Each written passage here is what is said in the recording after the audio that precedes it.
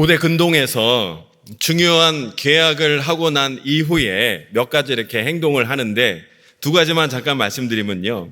중요한 계약을 한 후에 여러 가지를 한다는 것이죠. 그 중에 하나가 뭐냐면 동물을 잡아서 반으로 이렇게 가른답니다. 동물을 잡아서 반으로 가른 다음에 양쪽 당사자가 그 가른 사이를 지나간다는 거예요. 무슨 뜻이겠습니까? 우리 약속 지키지 않으면 얘네처럼 이렇게 돼. 그러니까 약속을 분명히 지키겠다는 의지가 바로 그 가운데 담겨 있다라는 것이죠. 창세기 15장에 보면 아브라함이 하나님께 투정 섞인 기도를 합니다. 하나님, 저한테 무엇을 주시려고 하십니까? 이렇게 지금 자식이 없이 아들이 없이 몇 년만 더 지나면 우리 집에 있는 종, 저 엘리에셀이 상속자가 될 텐데 그러면 저 굉장히 속상할 것 같습니다, 하나님. 그랬더니 하나님이 뭐라고 말씀하셔요? 아니다. 네 몸에서 나온 씨라야 네 상속자가 될 수 있다라는 거예요. 상속자를 약속해 주시고 뿐만 아니라 네 몸에서 이 하늘의 별과 같이 많은 후손이 나오게 될 것이고 네가 밟는 그 모든 땅들도 너에게 내가 주리라. 이런 약속을 하나님께서 아브라함에게 해주셨어요. 정말 놀라운 약속이지요. 그러자 아브라함이 하나님께 이렇게 말씀드리죠. 하나님, 정말 그렇다면 나에게 그 증표를 좀 보여주십시오. 그랬더니 하나님께서 아브라함에게 명하시기를 암소, 암염소, 수량, 집비둘기, 산비둘기 이런 거 가져다가 절반을 가르라 말씀하셨지요. 이게 무슨 방식이라고요? 고대 근동에서 중요한 계약을 하고 난 이후에 했던 행위 중 하나라는 것이죠. 그러니까 하나님께서는 어떻게 하신 거예요? 아브라함에게 익숙한 방식으로 내가 너에게 준 이 약속 영원히 변치 않을 거야. 내가 이거 신실하게 지켜낼 거야 라는 것을 알려주셨다는 것이죠. 또한 중요한 계약을 하고 난 이후에 어떤 행동을 했냐면 약속의 내용을 돌판에 새겼다는 거예요. 그리고 그 돌판을 아주 중요한 장소에다가 놓아두었다는 것이죠.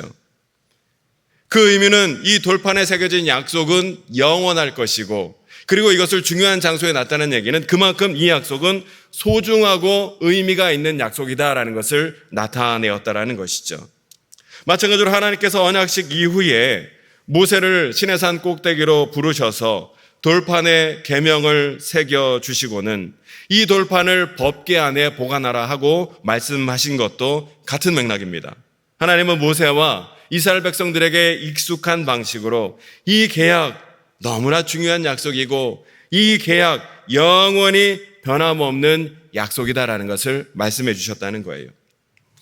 여러분, 출애굽한 이스라엘 백성들이 시내산에 도착한 이후에 하나님께서 모세를 통해서 이스라엘 백성들에게 물어보셨습니다. 너희 나와 계약을 맺겠느냐? 너희 나의 백성이 되겠느냐? 하고 물어보니 그렇게 하겠다고 이스라엘 백성들이 대답을 하는 거예요. 그러자 하나님이 말씀하십니다. 그렇다면 3일 동안 몸을 정결하게 함으로써 나와 이 계약을 맺을, 이 언약을 맺을 준비를 하라. 그래서 이스라엘 백성들이 이에 순종하는 가운데 하나님과 언약을 맺을 준비를 하죠.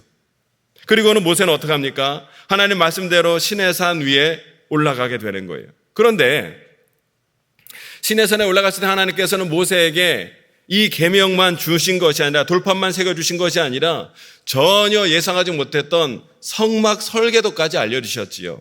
이렇듯 모든 것이 순조롭게 잘 진행되는 듯 보였습니다. 그런데 갑자기 분위기가 좀 심상치 않게 돌아가는 거예요.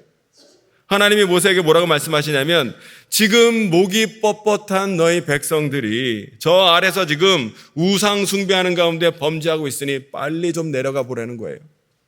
그러니까 모세가 부랴부랴 산 아래로 내려갔더니 이게 웬일입니까? 어떤 일이 펼쳐지고 있어요? 이스라엘 백성들이 금송아지 만들어 놓고 궁따라락딱 삐약삐약 하면서 우상 숭배를 하고 있는 거예요. 그걸 보고 모세가 얼마나 화가 났던지 어떻게 했어요? 하나님께 받은 그 두 돌판을 어떻게 해요? 너무 화가 나가지고 하나님께 받은 건데 그거를 까먹고 그냥 너무 화가 나가지고 땅바닥에 그 돌판을 그냥 내동댕이 쳐서 그 돌판을 깨뜨려 버렸다는 거예요. 모세가 이 두 돌판을 깨뜨려 버린 것은 단순한 혈기라기보다는 그만큼 모세가 이스라엘 백성의 영적 지도자로서 백성을 사랑하는 마음에 나온 어떤 충정의 행동이었겠지만 그럼에도 불구하고 하나님께서 이스라엘 백성들과 맺는 언약의 표시로 이 계약서된 두 돌판을 이 모세에게 주신 것인데 하나님께 받은 그것을 땅바닥에 던져서 깨뜨린 것은 너무나 과한 행동이었죠. 여러분 한번 생각해 보십시오. 내가 어떤 어린 아이에게 정성스럽게 아주 케이크면 케이크 정성스럽게 아주 그냥 한 땀 한 땀 좋은 것을 만들어서 이 아이에게 건네주었는데 이 아이가 갑자기 화난 일이 있다고 그 케이크를 그냥 땅바닥에 확 내던진다면 여러분 마음이 어떻겠습니까? 굉장히 마음이 상심되겠지요. 속상하겠지요. 그 다음부터는 케이크를 만들어도 그 아이에게 주고 싶은 마음이 누구라도 잘 안 들 거예요. 근데 여러분 하나님은 다르셨습니다.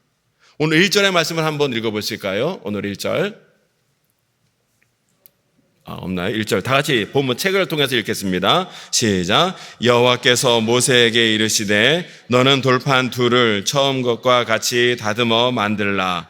내가 깨뜨린 처음 판에 있던 말을 내가 그 판에 쓰리니. 아멘. 하나님께서 모세에게 말씀하시기를 처음 돌판에 새겨 주었던 내용을 그대로 다시 써주시겠다는 거예요. 무슨 뜻입니까? 비록 모세가 그 돌판을 깨뜨렸다 할지라도 하나님은 그 언약 깨뜨리지 않으시겠다는 거예요. 비록 이스라엘 백성들이 우상 숭배하는 가운데 언약을 어겼다 할지라도 하나님은 그 언약을 신실하게 지키시겠다는 것이죠. 여러분 약속의 기본이 무엇입니까? 우리가 누군가 약속을 했어요. 그러면 약속이 어떻게 진행됩니까? 두 주체가 그 약속을 신실히 지켜나갈 때 이 약속은 유효한 거예요. 그런데 만약에 어느 한쪽이 그 약속을 깨뜨리면요, 이 약속은 금방 파기되고 말지요. 그런데 어느 한쪽이 이 약속을 깨뜨렸을 때 그 계약의 양상은 여러 갈래로 나타나게 되는데 양쪽의 힘이 비슷할 때, 동등할 때는 어느 한쪽이 약속을 지키지 않으면 그 약속은 금방 무효가 되고 맙니다. 그런데 만일 힘의 균형이 이렇게 기울어져 있을 때, 이쪽이 더 강자일 때, 이쪽이 더 힘이 있을 때, 이런 상태에서 힘이 강한 사람이 만약에 여러분 약속을 깨게 된다면 어떻게 됩니까? 우리 주변에서 보면 힘이 강한 사람이 약속을 깼을 때 약속을 지키지 않았음에도 불구하고 그거에 대해서 별 문제가 안 되는 것처럼 받아들여지거나 오히려 약속을 깨고 어긴 쪽이 내가 가만히 생각해 보니까 이 약속 불공평하다. 이 약속 뭔가 좀 문제가 있다. 그러니 이 약속, 이 계약 다시 한번 생각해 봅시다. 오히려 떵떵거리며 당당하게 나오는 경우가 많더라는 거예요. 특별히 국제 정세 속에서 강대국과 약소국 사이에 이런 일이 굉장히 많이 일어납니다. 강대국의 같은 경우에는요, 어떤 협약에 들어갔다가도요, 자신의 국내 상황이 바뀌었기 때문에, 자신의 입장이 바뀌었기 때문에 우리는 이제부터 이 협약 지키지 않는다. 그래서 그 협약에서 그냥 막 빠져나오는 거예요. 오히려 큰 소리 치는 거예요. 오히려 큰 소리 치며 협약을 깨는 경우도 있고, 무역에 관한 협정을 맺었어도 어떡합니까? 본인들 국내 상황이 바뀌면은 불공정한 협정이니 다시 맺어야 하는 협정이 하면서 그것을 깨는 경우가, 일방적으로 깨는 경우가 많이 있더라는 거예요. 무슨 논리가 작용하는 거예요? 힘의 논리가 작용하는 거예요. 그런데 여러분, 만약에 힘이 약한 나라가 힘이 강한 나라와 어떤 언약을 맺었는데, 약조를 맺었는데 힘이 약한 나라, 약소국이 약속을 어긴다면 어떻게 됩니까? 이거 굉장히 큰 문제처럼 다뤄지죠. 그리고 약소국은 그 약속을 깬 것에 대한 대가를 톡톡히 치러야 한다는 경우예요. 이와 같이 사람 간에, 나라 간에 약속이 깨졌을 때 나타나는 현상은 무슨 원리에 따라? 힘의 논리에 따라 이 약속의 양상이 진행되더라는 것이죠. 그런데 예외가 있습니다.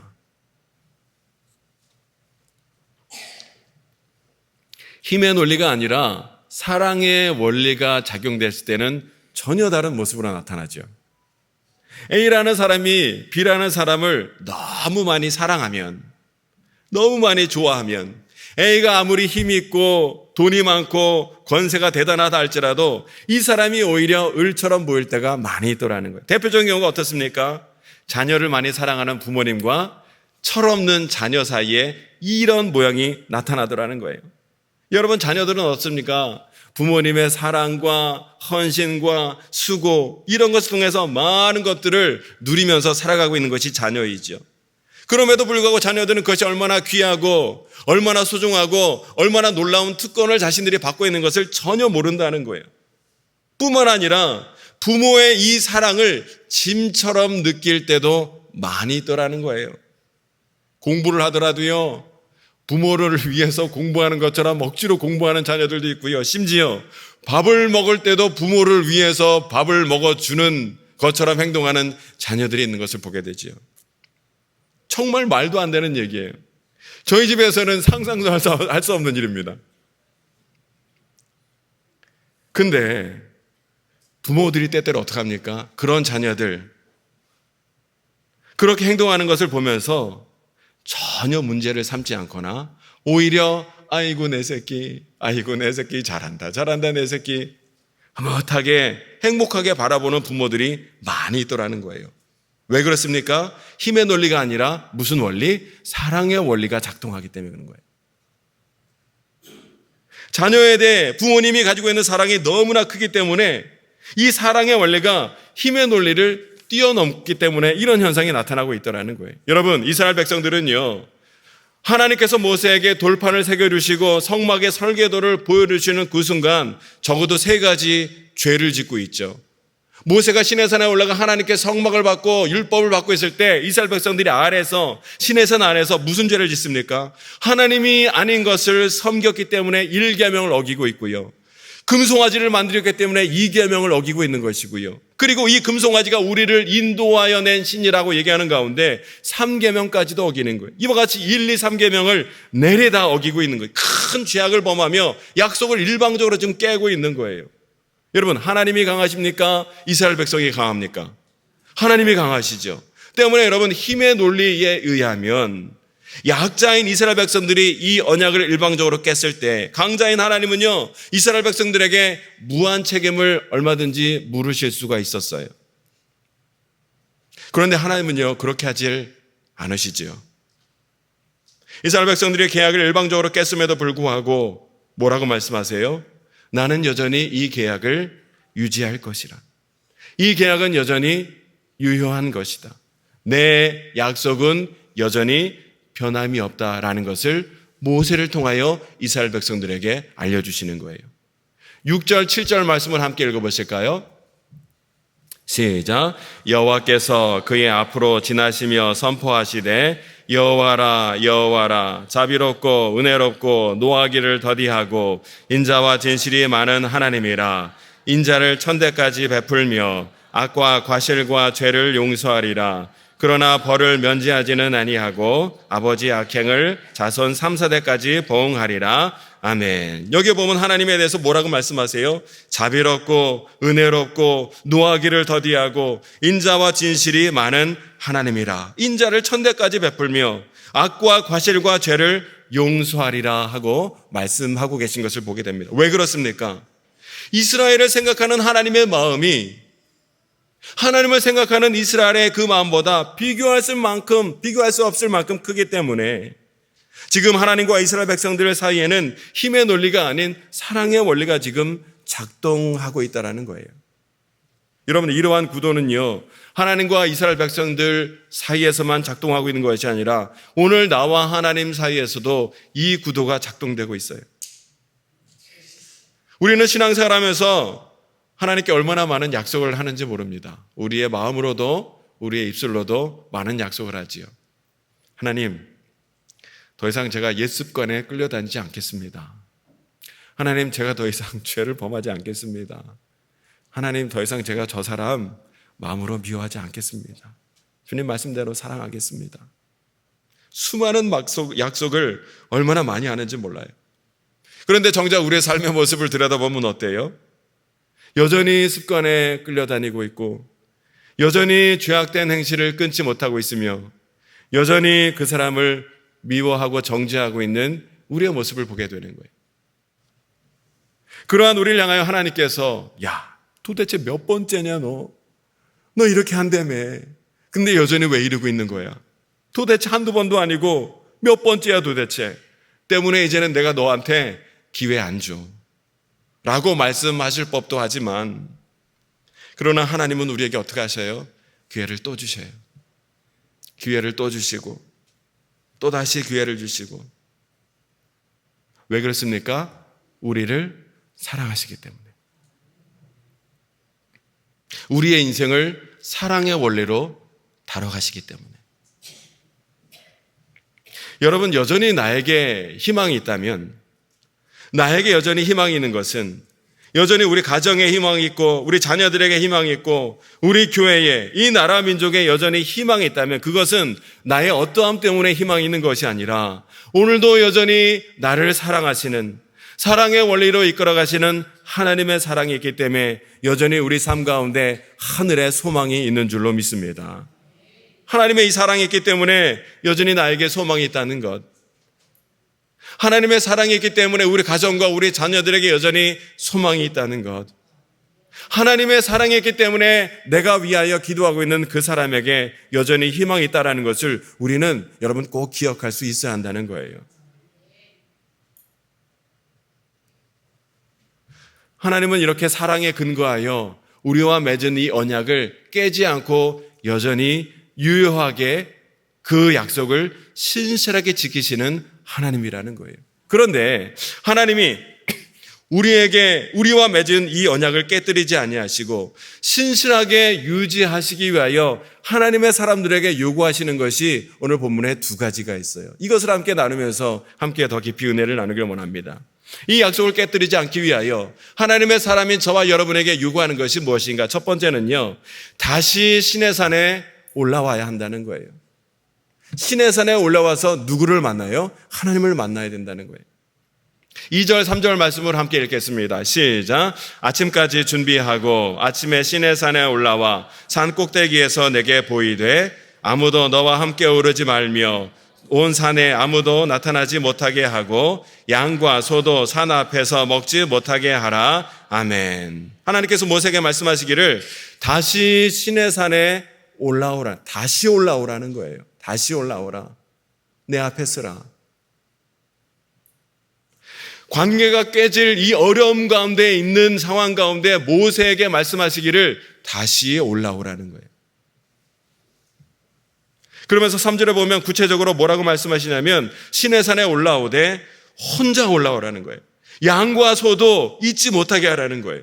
여러분 출애굽기 19장에 보면 하나님께서 모세에게 처음 시내산으로 부르실 때도 이와 비슷하게 말씀하셨어요. 거기서는 뭐라고 말씀하셨냐면 산에 경계를 만들어서 그 경계를 넘나드는 경계를 넘나드는 자가 사람이 되었던 동물이 되었던 다 돌로 치거나 화살로 쏴서 다 진멸해야 한다는 거예요. 그리고 혼자 올라오라는 거예요. 표현은 약간 다르지만 오늘 본문에 나오는 말씀과 거의 똑같지요. 그러니까 하나님이 뭐라고 말씀하시는 거예요? 처음 올라올 때와 똑같은 모습으로 똑같은 마음으로 올라오라는 거예요. 내가 약속을 깨지 않고 여전히 유지하고 있을 테니 너도 처음 올라왔을 때와 똑같은 마음으로 나에게 올라오라. 근데 여러분 지금 모세가 두 번째로 올라갈 때 처음 시내산에 올라갔던 것 같은 그 모습, 그 마음으로 지금 올라가는 것이 가능하겠습니까? 결코 쉽지 않았을 거라는 거예요. 여러분 운동은요 시작하는 것보다 꾸준하게 유지하는 게 더 어렵고요. 꾸준하게 유지하는 것보다 더 어려운 게 무엇이냐면 한참 쉬었다가 다시 시작하는 것은 더 어렵다는 거예요. 여러분 이것은 정치와 기업에도 여전히 동일하게 적용되는 거예요. 제가 어떤 강의를 들었는데 그 강연자가 뭐라고 얘기를 하냐면 미국의 기업인 정치인들은 압도적으로 많은 숫자가 선진으로부터 부모님께로부터 정치적이고 경제적인 자산을 물려받아서 잘 유지하거나 발전시킨 경우가 대다수이고 또 이보다는 더 작지만 아무것도 없는 곳에서 자수성가하여 성공하는 사람들도 많이 있다는 거예요. 그런데 정말 찾아보기 힘든 경우가 어떤 경우냐면 자수성가하여 탄탄대로를 걷고 성공하다가 어떤 계기로 넘어지고 무너지고 실패했을 때 미국에서 다시 재기하는 경우는 너무 극히 드물다는 거예요. 그런데 그렇게 해내는 사람이 종종 나타나는데 그 대표적인 예배가 스티브 잡스라는 거예요. 이 스티브 잡스는 처음에 맥킨토시 컴퓨터를 만들어서 탄탄대로를 날렸죠. 세계적으로 성공을 이루게 됩니다. 그런데 어떠한 이유로 자기가 만든 회사에서 쫓겨나게 되는 거예요. 자기가 만든 회사인데 쫓겨나는 거예요. 해고당한 거예요. 그러니까 얼마나 여러분 상심하고 처참하게 무너지고 얼마나 큰 실패와 낙심이었겠습니까? 그런데 스티브 잡스가 이에 굴하지 않고 아이폰, 아이팟을 계속 만들어내는 가운데 화려하게 재기에 성공했다는 거예요. 이런 경우는 미국에서 극히 드문 경우, 드문 케이스라는 거예요. 그러니까 승승장구하다가 성공하다가 무너지고 넘어지는 사람이 다시 재기에 성공하는 것은 정말 어려운 일이라는 거예요. 그러니까 모세가 지금 다시 올라가는 게 어렵다는 것을 지금 예를 들어서 설명을 드리는 거예요. 여러분, 목회자가 언제 가장 힘든지 아십니까? 라고 물어본다면, 아유, 목사님, 성도들이 속썩이면 목사님들이 담임 목사님 힘드시겠지요. 성도님들이 좀처럼 변화되지 않으면 목사님이 힘드실 것 같아요. 성도님들이 서로 막 치고받고 싸우면 담임 목사님 마음이 수검덩이가 되고 마음은 검해지고 머리는 하얘지시겠죠. 이렇게 대답하실 수 있겠죠. 그런데 여러분, 그런 경우는요, 오히려 괜찮습니다. 주님께서 언젠가 그분 마음 만지시겠지. 언젠가 그분 마음 녹여주시겠지 하면서 희망을 가지고 기다리면 돼요. 근데 정말 목회자가 언제 힘드냐면 어떤 분이 신앙생활 잘 안 하시던 분인데 갑자기 불 받아서, 갑자기 성령 받아서, 갑자기 어떤 일로 뜨거워져 가지고 아주 신앙에 불이 붙었어요. 그래서 예배 드리는 눈빛이 다르고 찬양이 다르고 기도 소리 데시벨이 다르고 봉사의 헌신 정도가 달라지게끔 완전히 변화된 성도가 있어요. 그랬던 분이 이런저런 이유 때문에 낙심하고 상심하고 시험 들어서 예전의 모습으로 돌아갔을 때, 아니 그거보다 더 고약한 모습을 보일 때 목회자의 마음이 무너지는 거예요. 뭐 하려고 목회를 하나는 그런 마음이 들 정도로 굉장히 아픔이 큰 거예요. 아마 속회를 이끄신 영적 지도자이신 분들은 이게 어떤 말인지 아마 공감이 되시리라 믿어요. 개인 신앙도 마찬가지 아닙니까? 어떤 사람과 관계가 좋지 않아요. 그런데 내가 기도하면서 이거 회복해야 되지 않겠나 하는 마음으로 마음을 잡고 기도하는 가운데 관계 회복을 위해서 무진장 애를 썼어요. 그래서 기도 덕분인지 작은 변화가 감지가 됩니다. 그 사람 그냥 마냥 미웠는데 조금 덜 미워지는 것 같기도 하고 어느 순간 막 그렇게까지 막 밉지는 않아지는 거예요. 그리고 대화도 완전히 단절되었는데 한두 마디 인사를 하더니 이제 생활 형편도 좀 물어보는 가운데 대화도 좀 원활해지고요. 예전에는 누가 봐도 이 둘 사이에 찬바람이 쌩쌩 불었는데 이제 조금씩 막 훈풍이 불기 시작하는 거예요. 그런 가운데 잘하면 이거 잘 되겠는데 하는 그때에 문제가 생겨버리죠. 꼭 이런 타임에 문제가 생겨요. 그러면 관계 회복을 위해서 노력할 마음이 와르르 다 무너져 버리고 맙니다. 이 관계를 회복 위해서 정말 자존심 구겨가면서 다 내려놓는 가운데 이 성질 내려가며 참아가며 정말 노력한 덕분에 정말 관계가 조금 좋아지나 싶었더니 이런저런 이유로 또다시 그 관계로 되돌아갈 때 그 사람이 또다시 옛날 모습으로 돌아갔을 때 나 정말 못하겠어. 집사님 나 이제 못하겠어. 나 안 돼. 나 할 만큼 했어. 이 정도 해서 안 되면 그 사람 안 되는 거야. 이 관계 안 되는 거야. 이 일 이제는 안 되는 거야. 라고 말할 때가 우리 주변에 정말 많지요. 근데 여러분 기억해야 할 것은요. 그런 생각과 말은요. 하나님이 주신 마음은 아니라는 거예요. 누가 주는 마음이에요? 사탄이 주는 마음이에요. 사탄은 어떻게 해서든지 여러분 사람을 넘어뜨리고요. 관계를 깨뜨리려 하고요. 관계 회복을 위해서 노력하고자 하는 이 모든 시도들을 다 무너뜨리게 만드는 전문가라는 거예요. 특화되어 있어요. 특화. 에덴 동산 때부터 지금까지예요. 수많은 사람들을 넘어뜨려 왔고요. 지금도 얼마나 많은 사람들의 마음을 상심하게 하는 가운데 넘어뜨리며 관계를 깨뜨려 버리는지. 사단은 이 일에 완전히 경험이 풍부한 전문가입니다. 이런 전문가가 또 없어요. 사단의 가장 탁월한 주요 전략 가운데 하나가 잘 되어가는 것처럼 보일 때 덜커덕 걸려 넘어지게 만드는, 이러면요 목회자도 못 일어나는 거예요. 여러분 꼭 기억하십시오. 잘 되어가는 듯 하다가 넘어졌을 때, 잘 회복되는 듯 하다가 깨어졌을 때, 나 할 만큼 했어, 내가 이 정도까지 했는데 안 되면 이제 안 되는 거야, 나 절대로 앞으로 안 해, 못 해 라는 마음은 사단이 주는 마음이에요.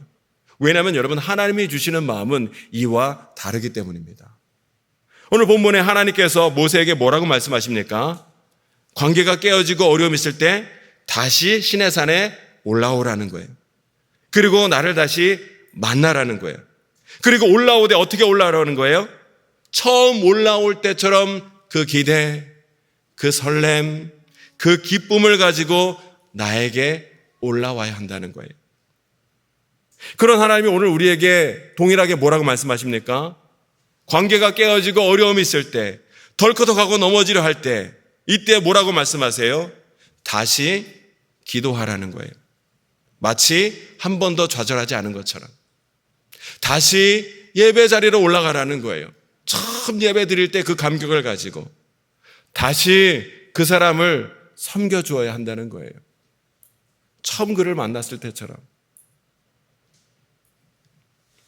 여러분, 하나님께서 오늘 우리에게 말씀하시는 것은 우리에게 어려움을 만났을 때 거기서 멈추고는 이제 안 해, 이제 기도 안 해, 이제 예배 안 드려, 이제 그 성도 다시는 상종 안 해 라고 포기하고 멈추는 것이 아니라, 그래도 다시 한번 기도하고 다시 한번 예배하고 다시 한번 그를 이해하고 안아주며 포용할 수 있어야 한다는 것이에요.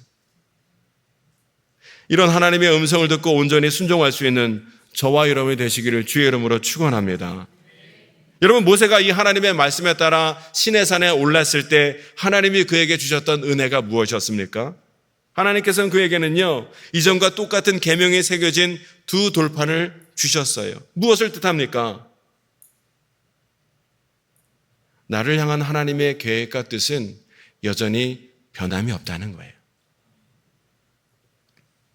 우리 민족을 향한 하나님의 계획은 여전히 신실하게 유효하다는 거예요.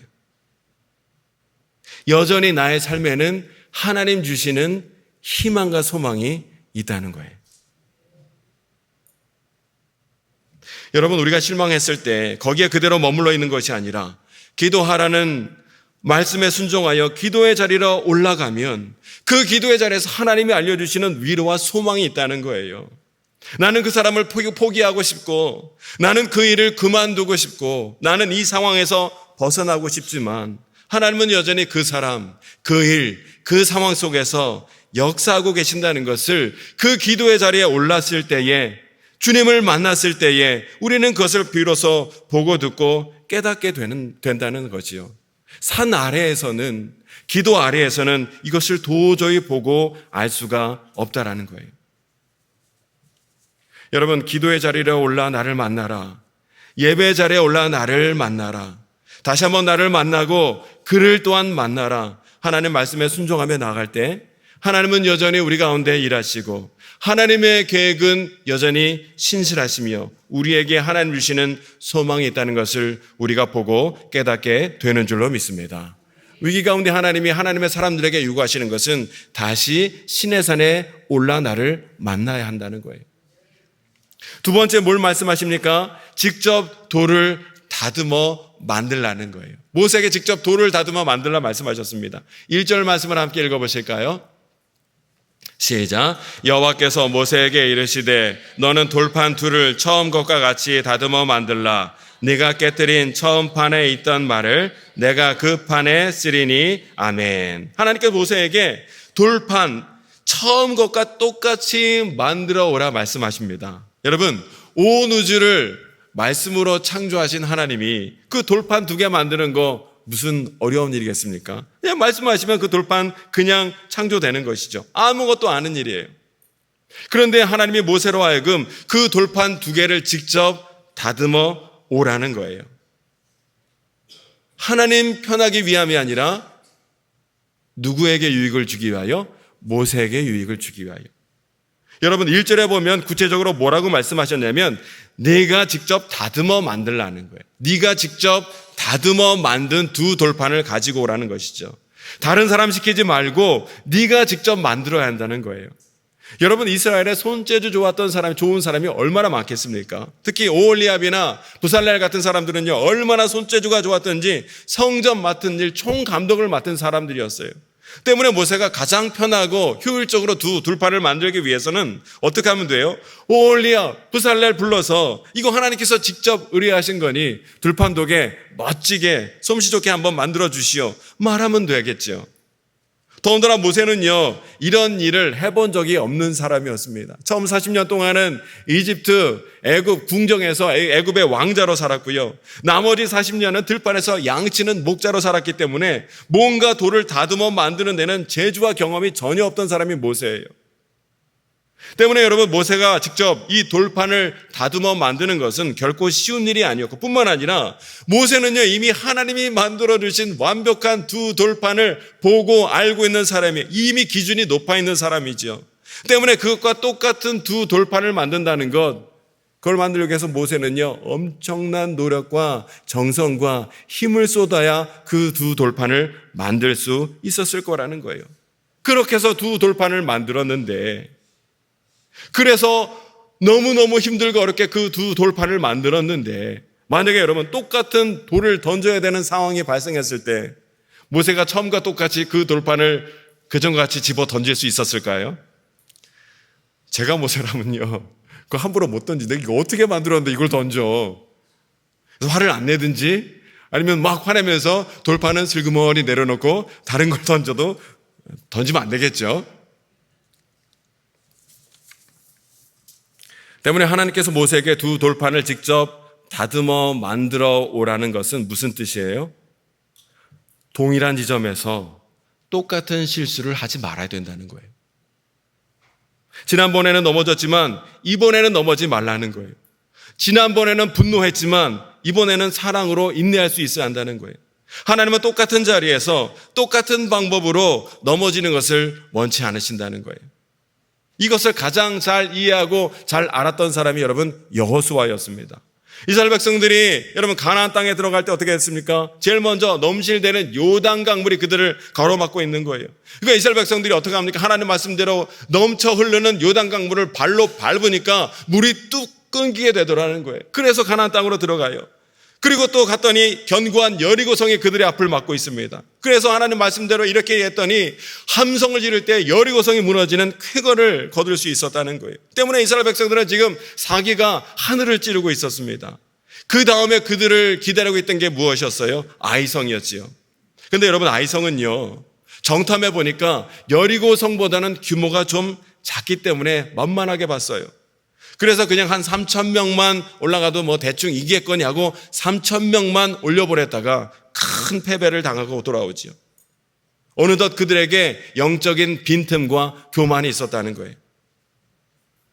그런데 여러분 이 사건이 이스라엘 백성들에게 큰 충격을 주었던 이유는 전투에서 아군이 30명이 죽었다는 사실 때문이 아니라 그동안에 승승장구했던 여호수아가 첫 번째로 패배를 당하였기 때문에 큰 충격으로 다가왔다는 거예요. 하나님의 은혜와 도우심으로 건너지 못할 강은 없었고 풀지 못한 문제는 없으며 넘어서지 못할 성은 없다고 생각을 했는데 갑작스러운 이런 패배를 당하니까 여호수아와 이스라엘 백성들이 얼마나 충격을 받고 당황했던지 그동안에 전혀 지지 못했던 더군다나 전혀 지지 않으리라 생각했던 약체 상대에게 졌으니 충격이 얼마나 크고 낙심이 됐던지 여호수아 7장 6절에 보니까 이렇게 기록이 되어 있습니다. 함께 읽어보실까요? 시작. 여호수아가 옷을 찢고 이스라엘 장로들과 함께 여호와의 궤 앞에서 땅에 엎드려 머리에 티끌을 뒤집어 쓰고 저물도록 있다가 여호수아가 이스라엘 백성들이 지금 옷을 찢고 재를 뒤집어 쓰고 탄식하며 낙심하고 있는 거예요. 이렇게 하실 거면 이 안에 들여오게 하지도 마시지. 우리가 지금 이미 가나안 땅에 들어왔는데 이렇게 작은 전투에조차 패배하게 된다면 앞으로 우리는 어떻게 살아야 한단 말인가? 죄를 뒤집었으며 막 탄식하고 낙심하고 있는 거예요. 이러한 여호수아에게 하나님께서 뭐라고 말씀하셨냐면 여호수아 7장 10절 말씀을 함께 읽어보실까요? 10절 시작.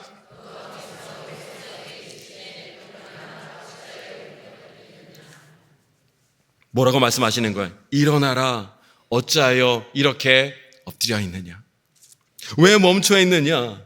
왜 엎드려 있느냐? 왜 낙심하고 좌절하고 있느냐? 일어나 아이성으로 부딪혀 들어가라는 거예요. 오늘 우리가 낙심하여 좌절하여 엎드려 있을 때, 넘어져 있을 때 하나님이 동일하게 우리에게 말씀하십니다. 왜 엎드려져 있느냐? 왜 누워 있느냐? 왜 좌절하고 낙심해 있느냐? 일어나 그 문제로 나아가라는 거예요. 그러면서 하나님이 여호수아에게 다시 일어나 아이성으로 부딪혀 나가라 하시면서 두 가지를 말씀하셨는데, 첫 번째 뭐를 말씀하셨어요? 죄의 문제를 해결하고 나아가라 말씀하셨어요. 너희가 졌던 이유는 죄의 문제를 해결하지 않은 상태에서 영적으로 나태해진 상태에서 부딪혔기 때문에 진 것이니, 이번에는 죄를 먼저 회개하고 영적으로 무장한 상태에서 적들과 부딪히라 말씀하시더라는 것이죠. 그래서 하나님 말씀에 따라 아간이 가지고 있던 모든 죄를 제거하고 여호수아와 모든 이스라엘 백성들이 영적으로 정결하게 하고 다시 한번 영적 상태를 점검한 후에 아이성으로 나가니 크게 이기는 역사가 그들 가운데 있게 되었다는 것이죠.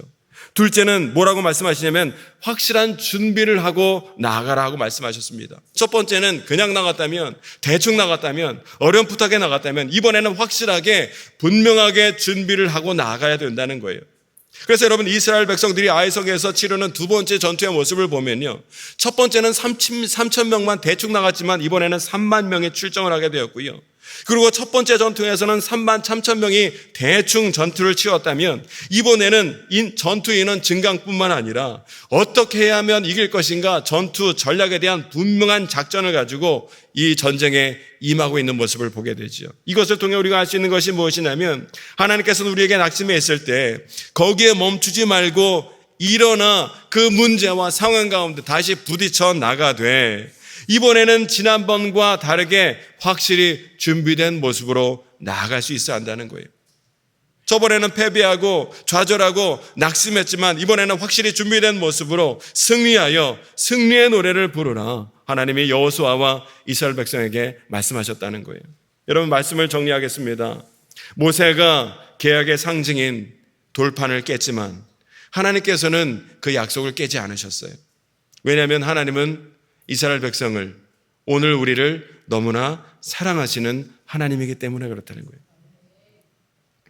이러한 하나님의 사랑 때문에 오늘 여전히 나에게 희망이 있고 내가 위하여 기도하는 우리 가정, 자녀, 그 사람, 그 모임에 여전히 하나님 주시는 희망이 있는 줄로 믿습니다.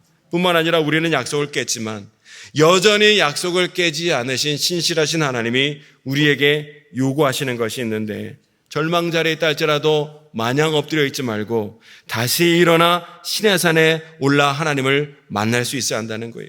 예배 자리, 기도의 자리, 말씀의 자리를 통해 하나님 있는 곳에 나아가 하나님을 만날 수 있어야 한다는 거예요. 또한 영적으로 철저히 무장하여 준비하는 가운데 그 문제에 직접 부딪히고 나아가라 말씀하시는 것을 보게 됩니다. 사랑하는 여러분, 삶의 위기와 어려움 가운데 있을 때 하나님 계신 그 산에 다시 한번 오를 수 있는 저와 여러분이 돼야 될 줄로 믿습니다. 뿐만 아니라 영적으로 다시 한번 무장하여 그 문제로 나아갈 수 있어야 한다는 거예요.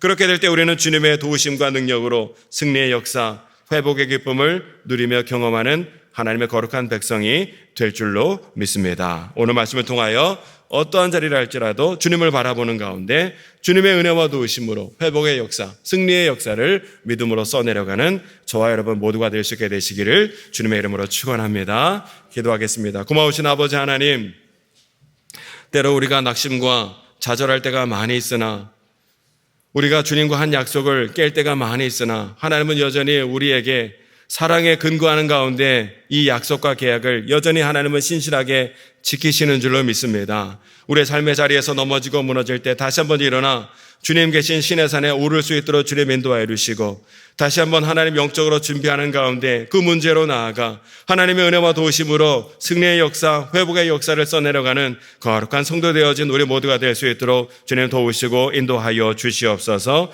그렇게 하실 주님을 믿사옵고 예수님의 이름으로 기도합니다. 아멘.